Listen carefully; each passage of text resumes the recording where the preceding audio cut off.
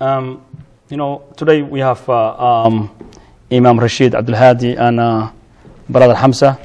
We are going to discuss about being a Muslim in America. I'm not really a reporter, and I'm not really going to interview, but we just want to make some discussions about how to be a Muslim in America. And also, we just want to, those people who come from other countries, get benefit from your experience. So I think that you're going to be, help us to tell us how can we live in this country. First of all, before we start, I just want to give you time to identify yourself and what's your name and where you're from and which mosque you work with. Go ahead. Assalamu alaikum warahmatullah. I'm Imam Rashid Abdul Hadi. I'm originally from Philadelphia. I moved to Minnesota in 1989. I became Muslim in 1971. So alhamdulillah, most African American Muslims, they came through the Nation of Islam with Elijah Muhammad and then his son Wafdi Muhammad. But I didn't come through that door. It's strange. People always ask me, like, how'd you become a Muslim? And it's really strange because, you know, as Muslims, we know Allah subhanahu wa ta'ala makes Muslims. And really, in my case, it was really like that. I had a friend that I used to work at a school in Philadelphia, at a high school. And I met this guy. He was a student. At that time, I was 27. He was 17.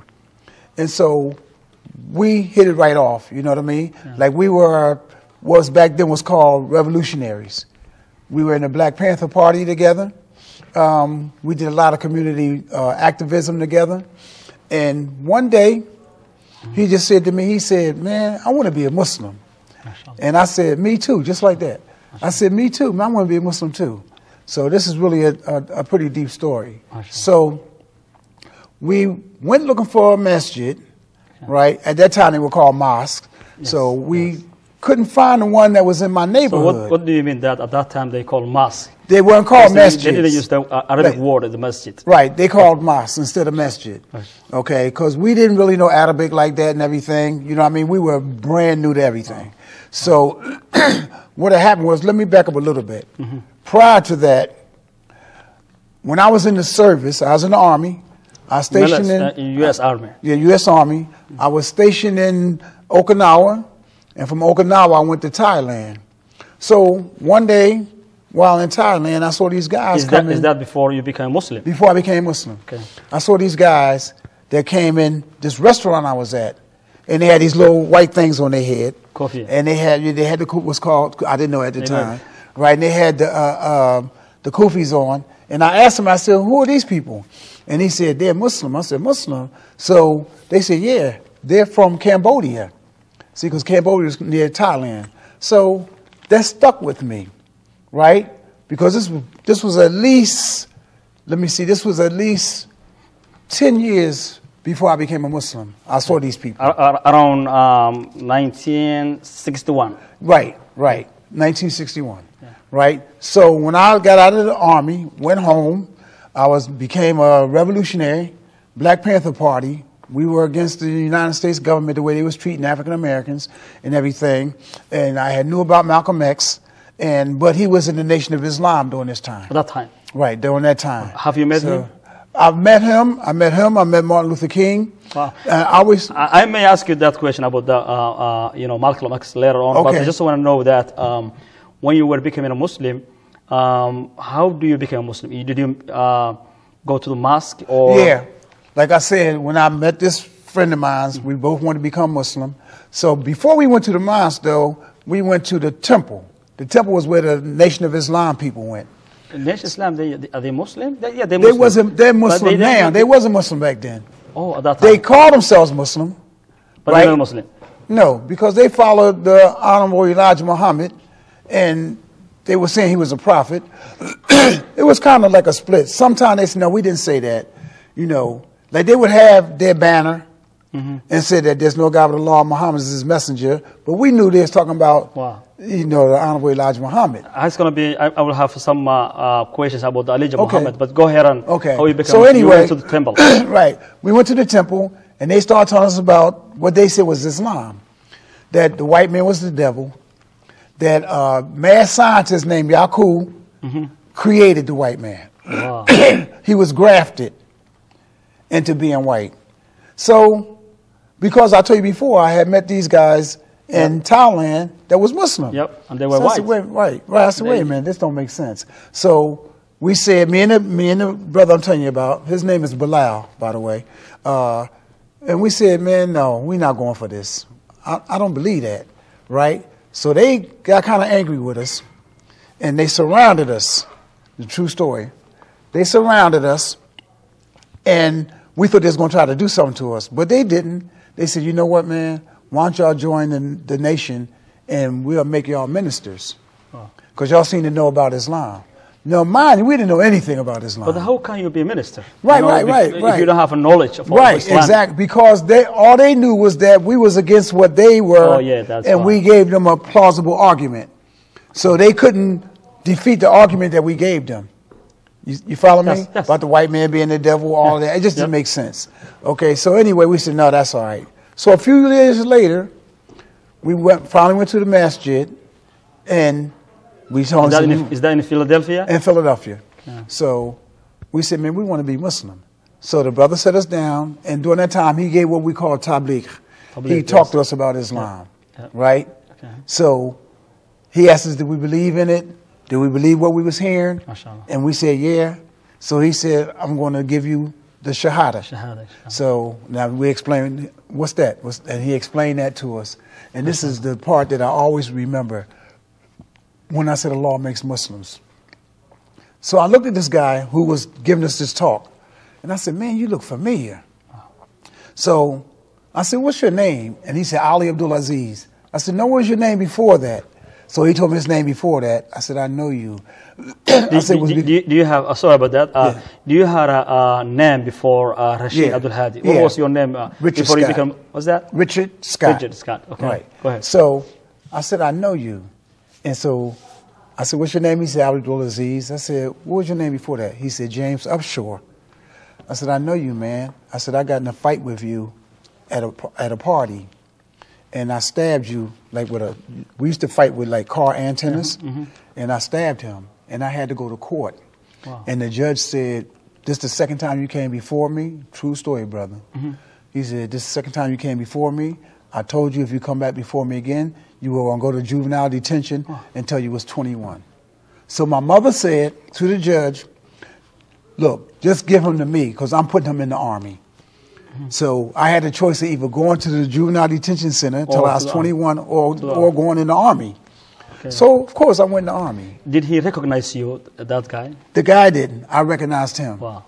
So, you know what he said to me after he gave me my shahada? He said, brother, I'm going to read something to you. And he read the ayah from the Quran. Do you remember that ayah? He read the ayah from the Quran to me. He said, the ayah was this.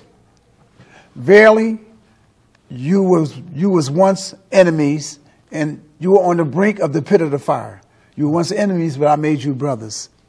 And he read that ayah to me, and that fit perfect. Because we were enemies. You know what I mean? We was fighting each other. Neither one of us was Muslim. Now, this same brother who I learned saw Muslims for the first time by going in the Army, this same brother gave me my shahada. MashaAllah. And to this day, I never forgot that. That's why I say Allah makes Muslims. Brother, wallahi, I didn't know anything about Islam. I had never read the Quran. The only book I ever read that had anything to do with Islam was the Hadith, which is the sayings of the Prophet. So I read that book. Then when I became Muslim, I started studying. And the good thing about it, where I was from in Philadelphia, all the imams were African American. We didn't have one Arab imam, one foreign imam. Everybody that was an imam in that city was African American. We established our own masajids, right? Everything. Then a funny thing happened. The Arab brothers, they started coming out. Wow. When they saw us, because we, just like you dressed now, like I'm dressed now, we was like this in 1971. Wow. Our women wore, the hijab. And some of them even wore niqab, right? From the beginning. You know what I mean? From the beginning, we didn't know Arabic. We was just learning our prayers. So once we learned that, there was a man by the name of Dr. Ismail Farouki. He's dead now. He translated, he was the mayor in Palestine. before he came to America. Okay? May Allah mercy on him. Nah. So he translated the book on the Prophet Muhammad sallallahu alaihi wasallam, the messenger. He translated from Arabic to English. So he used to come, he was in charge of the Islamic religion in college. He was a professor, and he was in charge of teaching Islam. It is really very interesting history. I just want to come back to you, right, and ask you more about how you become Imam and how you get the mosque in Minneapolis. But first of all, let me give a chance to Hamza to identify himself and you know. Right. Go ahead, brother. My name is Brother Hamza, and I've been a Muslim ever since I was 16, 17, and my introduction was a little different, you know, than his. You know, I came through the hip hop scene, you know, so a lot of rappers back then was talking about, you know, being Muslim, Afrocentricity, not eating pork, you know, and all these things, and this was totally foreign to us. So this was kind of my introduction, you know, towards Islam, and I got familiar with Deen a lot more when I got introduced to the Tabligh Jamaat.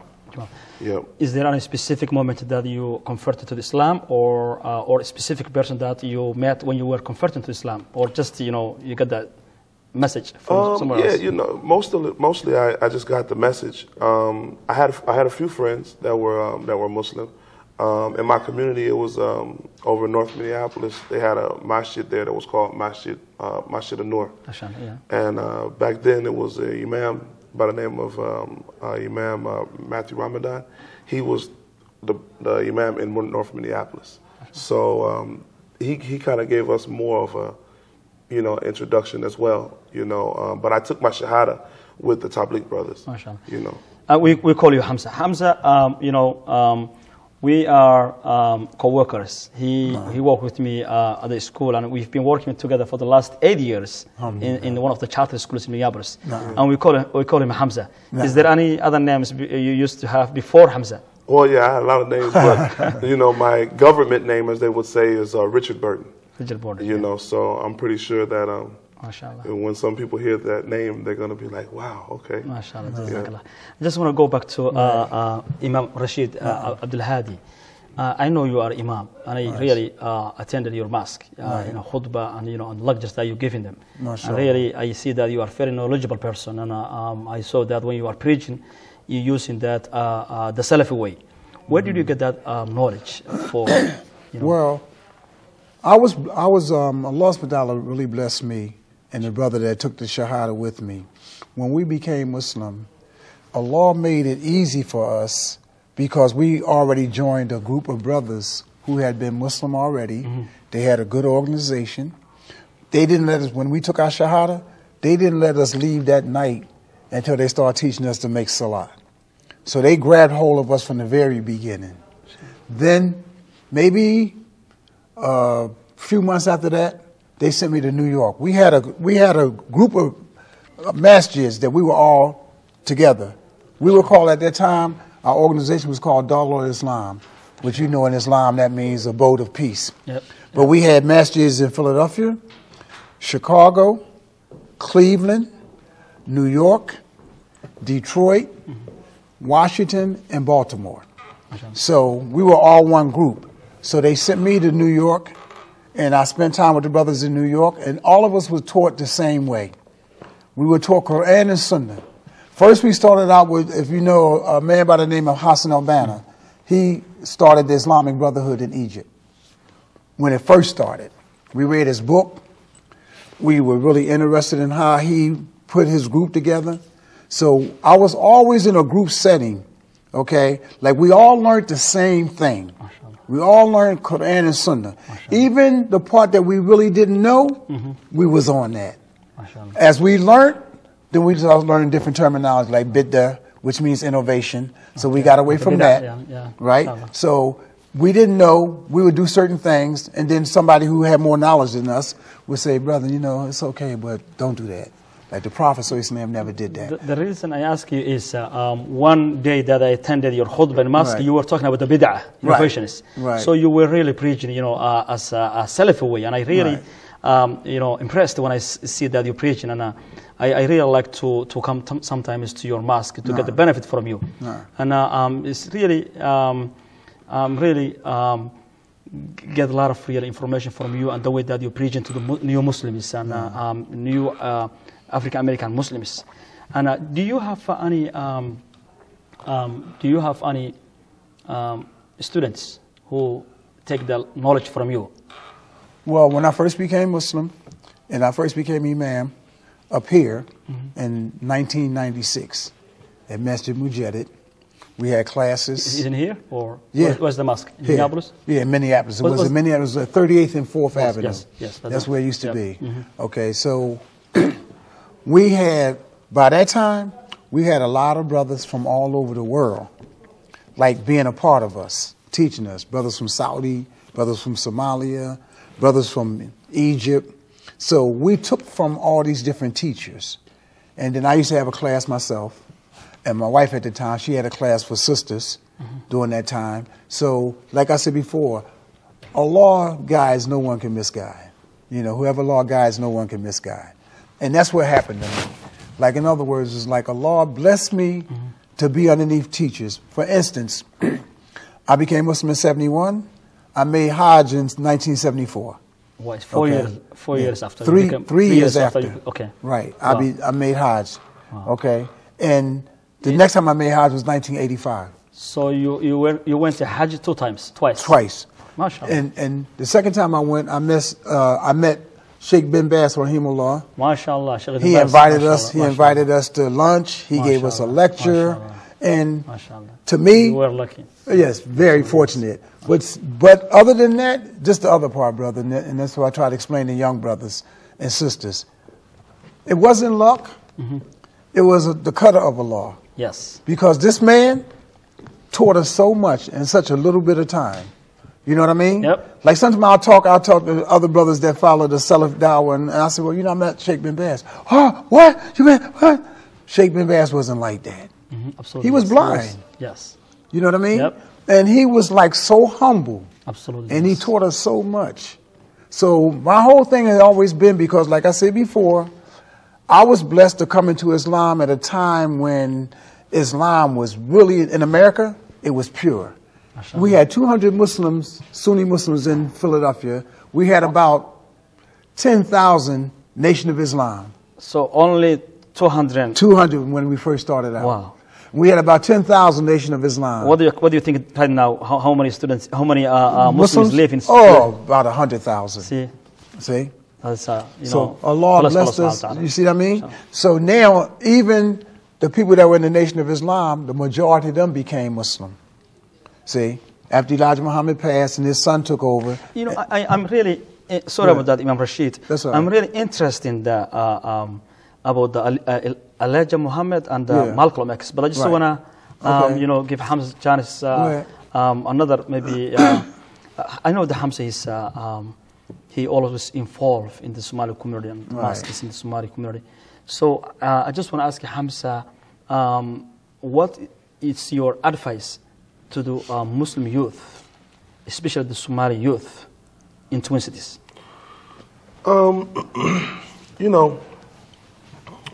Definitely I would advise them to definitely stay around the mosque. One thing that goes on in a lot of the Somali community is that you have a separation with the kids and the parents, and so this separation, the kids think that they know more than the parents because they might have gotten, they might be reading a lot better. Their English might be better than the parents, so they might be opening up mail and reading for the parents. So this thing kind of puts them in a position of authority. They might feel that, or they might feel that they have some type of advantage over their family or over their parents. And just because you're helping, you're getting the blessings from Allah. But that doesn't mean that you know what's going on in the community more than your parents, even though that they might not know about swag, or things of that, But once you explain it to them, they will be able to tell you, okay, well, that's not a good thing that you should be a part of. So, I would really advise them to not shy away from the parents, not thinking that since you becoming more Americanized, that you know more than your parents. You know, you should talk about the things that you know with your parents, so that you guys can come up with, you know, a strategy on how to deal with one another. And first, you mentioned when you were identifying yourself, you mentioned that you used to be hip hop, and I think hip hop is a kind of music. Yep. And now you realize that it's not that is against of our religion. What do you say to the youth, Muslim youth in Twin Cities, about the hip hops, or for example drugs, and what are you gonna say that? Yeah, well, you know, hip hop. In the middle of hip hop, if you're a part of hip hop, you know, you're into, most of the time you're into sex, or you're into drugs, or you're into some type of thing that's against of the religion. That goes against the religion, you know, and you have different. You have, like, you got rap Muslim groups that's kind of making it. They're kind of making it more available for the kids to be, like, you know, being a part of this thing. Okay, well, I know this rap group, they talk about Islam, so they're rapping and they're talking about Deen, but, you know, why can't I listen to this? Where the problem is the music itself. Absolutely, yes. You know, and so, you know, if you're involved in this hip hop thing, you know, and this is such a strong vice, because it was tough for me. You know, and also, as long as you are involved in the music stuff, you are running away from the religion. It takes you out of the religion. Mentally, it takes you away. You know, and you might, because when you're listening to if you're listening to Lil Wayne, you're not thinking about the hadiths. you know, if you listen to 50 Cent, you're not thinking about that. You know, and sometimes you think that, because we used to get a lot of information from the hip hop, so it was a lot of things that we didn't know about that hip hop was bringing to us. You know, because they was traveling and stuff, and a lot of these rappers, but they wasn't the way they are today. A lot of them, they was telling you to stay away from a lot of stuff. You know, pork and stuff like that. So when I came back to my family saying I wasn't eating pork, they really had a problem with that. You know, you're not eating no bacon this morning. What's wrong with you? You know, so and hip hop is so ingrained in our culture, in our dress. You know, the way we dress, the way we walk, our attitude, sagging, you know, sagging, all that stuff is all in hip hop. You know, and it's not really the Muslim people don't deserve to act like that way. And I think some, with a little bit of, you know, the Somali community, I think that sometimes, you know, with the kids that's being born here, you know, I think that they sometimes feel that they have an advantage over the kids coming from, you know, Somalia, because and the only thing it's about is more being involved in hip hop. You know, because a lot of the kids don't go outside. You know, they don't really go into the community, a lot of them.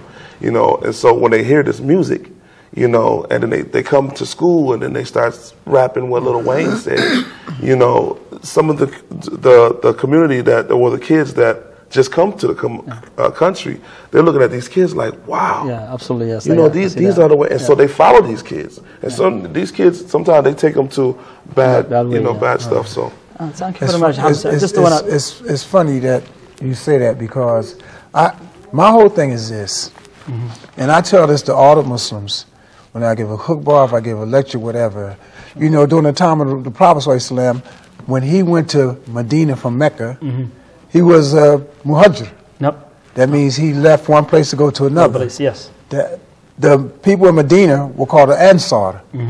They were the ones who asked him to come, and they would help him spread this religion.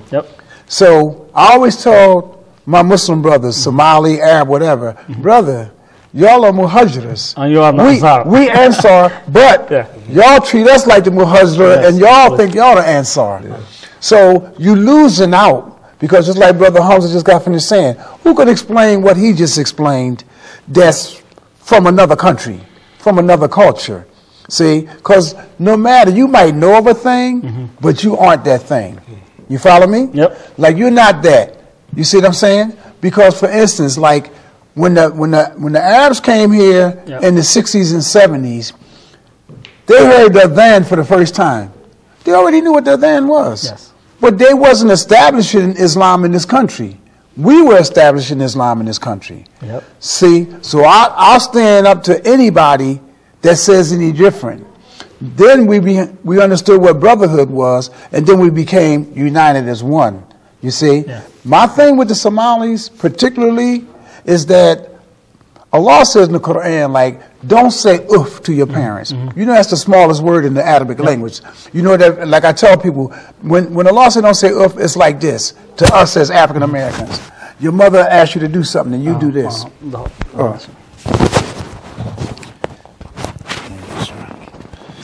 Keep talking. Okay, your mother asks you to do something, and you say, Yeah. that's "uff." ولا تقل لهما أف Right. ولا تنهرهما. No. نعم. Right? Yeah, so absolutely. we understood that. Okay? So we understood that. It goes back even to the rappers. I'm older than he is. Our rappers were the last poets. 4 of them were Muslim, like Sunni Muslim, right? Of the last poets. Chuck D, Yep. right? Those kind of people, right? They were like political. They were talking about this society, how it's bad for our children. They were Muslim? And No, they were, no, but the last poets was even before Okay, yeah. Chuck D and them. See what I'm saying? So they were like Muslim, though. They were Muslim. And they would talk about revolutionary, like how not to get sucked in by America, but they was talking from an Islamic perspective. Because I read a story once that the Prophet ﷺ used to take the Muslim poets and they would combat the non-Muslim poets. Yeah. Right, but That's but we understood in between music, Yep. but the voice, you're allowed to say poetry. Yep. Yep. You follow me? Yep. So you got to find another way to let the youth know that this way is bad, this way is good, but it's the same genre. You understand what Yes, I'm saying? yes, yes, it's still yes, poetry. yes, you know. absolutely, yes. But no, you can't be beating on drums unless it's a duff, right? That's the only drum we can use as Muslims is the duff. Duff, So yes. we can't be like the piano and the snare Yes, drum you and all can that do kind of that, stuff. absolutely, But we have a saying in America, don't throw the baby out with the bathwater. So that means what? Teach the youth. Stop saying like, you can't do this, you can't do that, y'all can't be Teach about them, this, you teach- can't be. educate them. Educate them. Yes. Educate them in an Islamic setting. Yes. Educate them. You follow me? Yes, I got it. Imam Abdul, I'm really interested in Elijah Muhammad and Malcolm X. Okay. But before we talk about the Sure. Malcolm X, I really watched Malcolm X and really I like his preaching and the way that he's talking. But before we talk about the Malcolm X, could you explain and talk about in a shorter time Okay. Elijah Muhammad and how do they started the Right. Nation of Islam and what is their aqidah Okay. in a short time, just 2-3 Just a little time. Yeah, Really, the Aqidah is man-made. man-made aqidah. During that time of Elijah Muhammad, there were other people too around during that time. You had Marcus Garvey, you had a man by the name of Noble Drew Ali, right? And they all had something that they was trying to approach African American people with to say, you're not really American, you're really this. You're the black man. You come from Africa. Don't listen to these people, you know, because all they want to do is enslave us, which they Yes, did at yes, one time. yes. So there was a man by the name of Fard Muhammad Yeah. that came to this country. Some people say there's a lot of mystery about him. Some people say he was a peddler, like selling stuff in the black community of places like Detroit. And then he saw how the plight of the black man was. So he took that upon himself to like use that, right, to get ahead with what he wanted to do. But during this time, he also met Elijah Muhammad. So they kind of joined forces. Of course, yes. Okay. Yeah. Now, one thing that black people was about during that time, like say you say the white man's a devil, right? During that time of the 30s and the 20s and the 40s, you would think the white man was the devil. We're just coming out of slavery. We didn't have education. We didn't have jobs. We was the last hired, the first fired. So if somebody told you, say, man, the white man the devil, you say, yeah, you got that right. He is the devil. yeah, You follow me? Yep. So symbolically, he got an audience. Like, man, that is true. See? But- And the other thing about the black culture is that's why preachers are so powerful, because those are men and women who know their people, they know how to reach them, they know the buzzwords, they know what to say, and a lot of people believe that. You follow me? But once you stop and sit back and you start looking and thinking, wait a minute. Because Elijah Muhammad and them had some funny things. Yep. They were saying the mothership, this was was going to come down and just take all the black people and take us to paradise. Wow. Although they were confusing because why they said there's no such thing as life after death. Yeah. Also, I heard that. Correct me if I'm wrong. Yeah. I heard that they believe that Elijah Muhammad is a prophet or God sent him to the human. Right. All that kind of. Is that right? Right. Yeah. They believe that. Right. But you have to understand something. During that time, the first people that really came here to give da'wah were the Ahmadiyas. So you know the Ahmadiyas, the Qardhaawi, right? Like Ghulam Ahmed, like who the British has sent to all the Ahmadiyya, right? So they were like more entrenched than even the Nation of Islam. You found a lot of musicians like Miles Davis, John Coltrane, people like that, like jazz musicians. A lot of them that became Muslim, they came from the Ahmadiyya thing. They didn't know anything because remember now, wasn't nobody talking about Islam. Islam that time, yes. They're talking about Nation of Islam. They're talking about the Ahmadiyyas. They're talking about Noble Drew Ali. They're talking about Marcus Garvey. See, so nobody really got an understanding of like what is Islam. Because it was like made up stuff. You follow me? Do they still believe that the white people are devil? The Nation of Islam? Yes. I guess. And the reason why I'm saying it like that, because they kind of change a lot of stuff. Like if you ask Louis Farrakhan, are you a Muslim? He'll say, yes, I'm a Muslim. He's been to Libya. Yep. Gaddafi gave him money. Yes. They've been on Hajj. Yep. So what you going to say, you ain't no Muslim? See, but the Aqidah. La ilaha illallah Muhammad Rasulullah. That's the key. That's the key, absolutely. If you can't say that, and when you say Muhammad Rasulullah, you're talking about Muhammad ibn Abdullah, 1400 years ago. That's why even when we give our shahadas, we say the whole thing. Because they fool too many people. Yep. There's no God but Allah, Muhammad is his messenger. Who? Elijah Muhammad? You follow me? Yes. But if you don't know the other part of the shahadatain, then it's not even your fault, really. You're right. It's not even your fault. I think it's at the time we have only 3 minutes. Okay. I was really, interested about the Malcolm X. You told me that you met him. Yes. And you talked to him. Yes. You shake his hand. Yes. You sit with him. That. See, could you just let me say this, brother. Okay, because we ain't even really got time.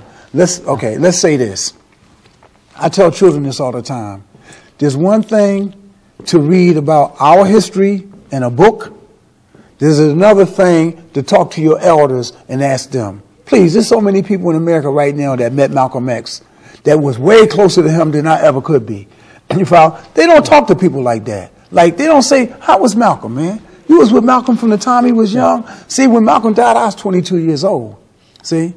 I've seen these people, but I don't know them like the people who was with them know them. But these people are still around. You got to talk to these people. Yes, what was Malcolm really like? I'm really interested to see those people. Yes. Okay, and plus his daughter said something really powerful to me. She said... Is she in Minneapolis area? Yeah, she was in Minneapolis. She gave a talk at the CARE convention.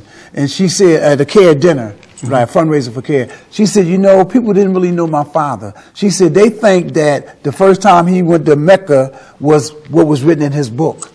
That he saw white people, they all looked the same. She said, my father made Hajj before that, but it was Umrah, the small Hajj. Yes, that's Umrah, yes. So, didn't nobody know that?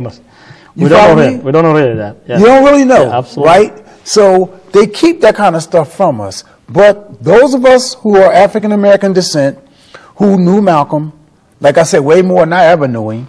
I was a kid, basically. I was young. I was like, but Malcolm helped me stand on my own 2 feet. Wow. See? Not because he said the white man is the devil. That didn't make me stand on my own 2 feet. He made me stand on my own 2 feet when he said, if anybody ever put their hands on you, make sure they never put their hands on nobody else. Wow, that's really he said, because you're a man. Yeah. And he says, it's not a man that you make a baby. It's a man that you take care of the baby. He taught us stuff. Wow. And that's what I got from Malcolm. I heard that he was Nation of Islam before he went to the Hajj. When he went to Hajj, he changed his mind and he became a Salafi. But then what happened to the Umrah? Because he made Umrah. So the Umrah didn't change him. Here's the thing. Allahu A'lam. Because why? You have to remember something, brother, and this is the thing about any society. Nobody never really knew the whole story about Malcolm and Elijah Muhammad. You follow me?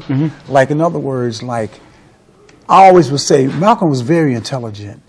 I refuse to believe that even when he was in the Nation of Islam, that he didn't study about real Islam. I refuse to believe that. Malcolm was this man memorized almost a whole dictionary when he was incarcerated. So you're going to tell me that he wasn't curious? You're going to tell me he never ran into other Muslims when he was in the nation? Because Wafdi Muhammad ran into other Muslims when he was Elijah Muhammad's son. See, so a lot of stuff we don't know. A lot of stuff we don't know why it happened, the way it happened. But just imagine, just use your common sense, right? Absolutely. Like I said before, I met Muslims in the 60s. I didn't know the ins and outs, but then when I went to that temple that day, I knew that that wasn't the real Muslims. Because I had met the Muslims when I was in the army. And they was from Cambodia and Thailand, places like that. So for me to come home and then somebody going to try to teach me about Islam, you can't teach me that. I already seen it before I even met you. You follow me? Yes. So the same thing with a brother like Malcolm. You know, I'm quite sure he believed, right, a lot of different stuff.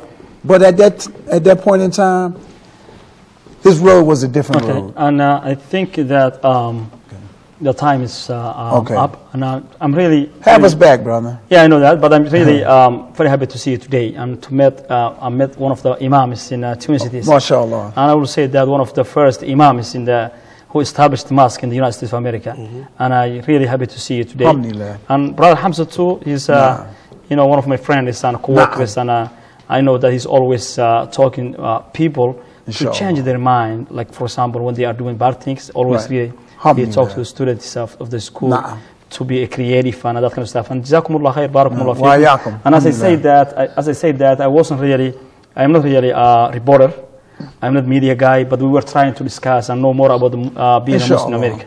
So thank you very much. Jazakumullah khair. Wa yaakum, alhamdulillah. Assalamu alaikum wa rahmatullah.